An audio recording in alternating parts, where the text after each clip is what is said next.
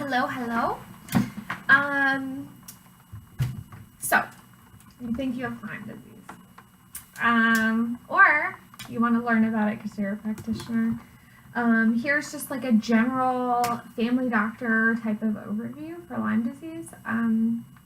There's a lot of different sources out there on the internet, but this is coming from the American Family Physician Guidelines.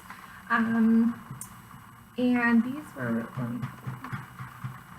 when these were released, because that's important too, in 2012. So they're the most recent ones for Lyme disease. Lyme disease is found in many states in the United States, Virginia, Maryland, New Jersey, states around that area. Areas that are heavily wooded are going to be more common for people to get Lyme disease, and the tick is actually carrying an infection or bacteria, Borrelia burgdorferi, and what happens is the tick latches onto you, and then it buries its head into you and sends the infection into your from the tick saliva into your bloodstream. So the first thing you want to think about is how long has it been since the tick bit you, because it does take 36 to 42 hours for the tick to fully attach and send the infection into you. So you want to know that the tick's been attached for 32 hours when you're considering the possibility of the patient or you having Lyme disease. And following the tick bite, you will see a red bullseye rash, which is actually in the medical world called erythema migrans rash. And what that is it's just a macule, which is a flat, like a non-raised red area. And it has a white, or an area has less colorization. And it should be 5 centimeters at the least. So if you have had a tick bite and you have this rash, that right there is generally enough to treat, provided that you are in an area where you have at least 20% of ticks which are infected with Lyme disease. Not everywhere has Lyme disease, so remember that. And that is enough to treat. But you want to do some more testing as well. So you can first have the serolytic testing done, or you can have the Western blot. The Western blot takes a little bit longer, but it's a little bit more accurate. And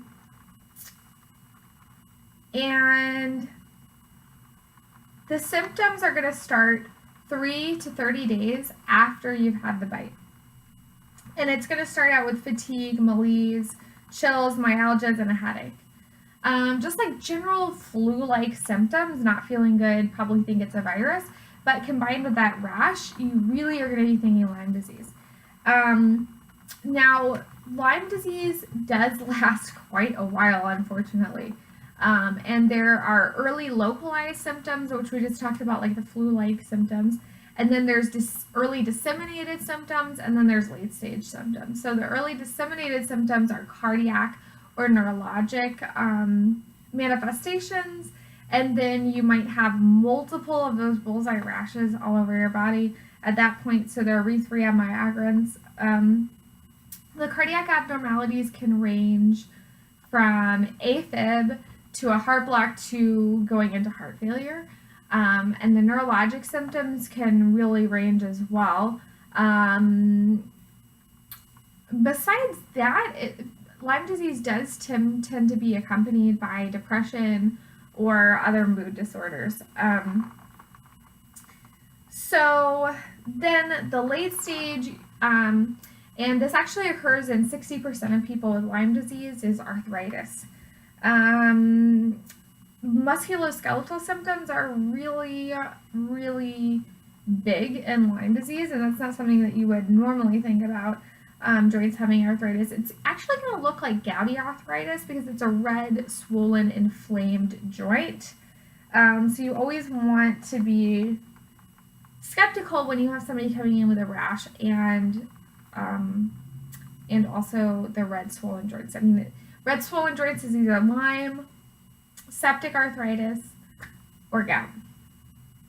And then a lot of texts talk about a post-Lyme syndrome or a chronic Lyme syndrome. Now, here's the real thing on that. I do believe that there are patients that say they are having this chronic Lyme. Unfortunately, we haven't been able to find collect much evidence related to this chronic post-Lyme chronic Lyme syndrome. The chronic Lyme syndrome is not really well studied. There's not a lot of data on it. The data that we do have says that there's not really much evidence of it.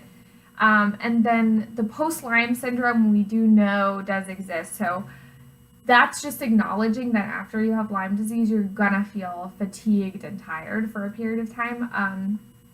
We don't have anything to treat Lyme or post-Lyme with. And there have been studies done on this, somebody who's saying that they're still having symptoms for a long, long time. What if we give them antibiotics till the cows come home? No, it doesn't do any good. It does more harm than good. So it's really, really highly recommended that you do not give chronic antibiotics to these people. You wouldn't want to do that, and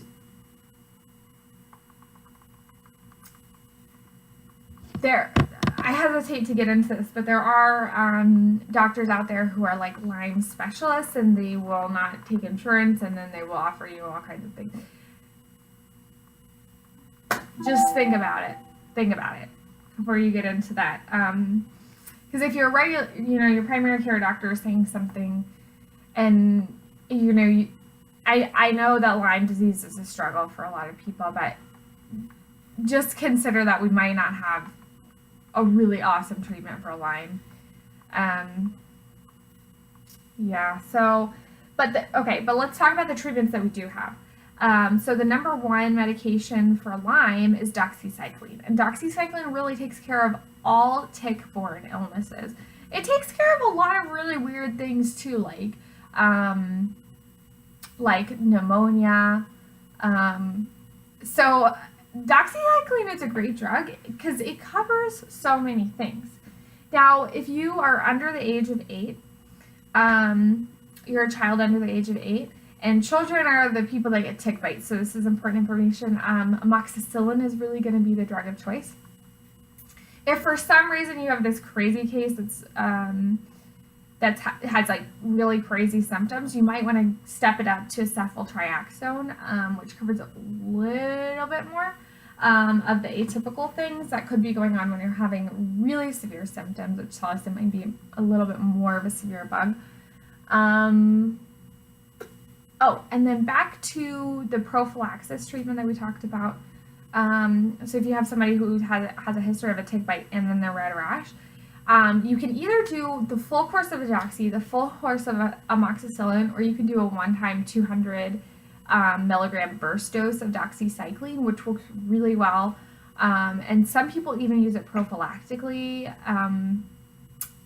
That would be not all. You wouldn't go to the doctor and say, "Oh, I'm going, hiking this week and I need doxycycline." Probably not, but in some cases it is going to be a good option for patients. And then the other prophylaxis is just using DEET. So nobody wants to put chemicals on their children, but trust me that chemicals beat Lyme disease, really. And these symptoms can be, going on for a couple years. Now, if you successfully treat it, you're not going to move on from, the symptoms that you start out with. You're not going to move from that one rash to having heart failure. If it's treated properly, that should not be happening, but you might have that fatigue that lasts for quite a long time, and symptoms like depression. And arthritis can last. It wouldn't be the red swollen joints, it would just be present a little bit more like osteoarthritis. So I hope that's helpful for some of you guys out there, because I know that people with Lyme disease are always searching for answers. I don't have all of them, but I just wanted to share those tidbits of information that I think are really, really useful to know, not only if you think you've been bitten by a tick recently, but just if you live in an area with a lot of ticks, or if you are a family nurse practitioner like me. All right, have a good day. Bye.